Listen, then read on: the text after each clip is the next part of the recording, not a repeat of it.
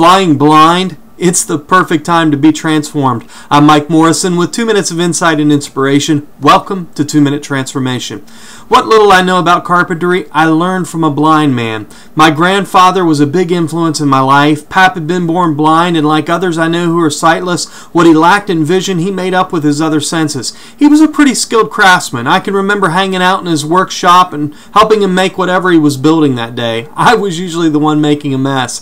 He's the one who taught me that everything has a proper place. After all, when you're blind, you depend on your memory to take you where you put things. But of all the things he taught me that my eyes can fool me, and if I really wanted to judge something, I needed to put my other senses to use. To this day, I drive a nail, I run my fingers over it before I'm satisfied it's flush. In fact, I found my fingers see better than my eyes sometimes. Paul warns us that we can't trust our eyes. In 2 Corinthians 5:7 he writes, "For we walk by faith and not by sight." The Message renders the verse like this: "It's what we trust in but don't yet see that keeps us going." Man, we live in such an upside-down world. What used to be right is now wrong, and what was once unspeakable is today perfectly acceptable. Truly, we're living in the days that the prophet of old foretold. The prophet has become a liar, and the liar a prophet.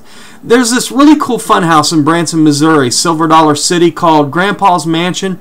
When you go in, you're instantly disoriented. The floors slope one way, but the walls and ceilings are angled differently, combined with the little trick lighting, and you're stumbling all over the place.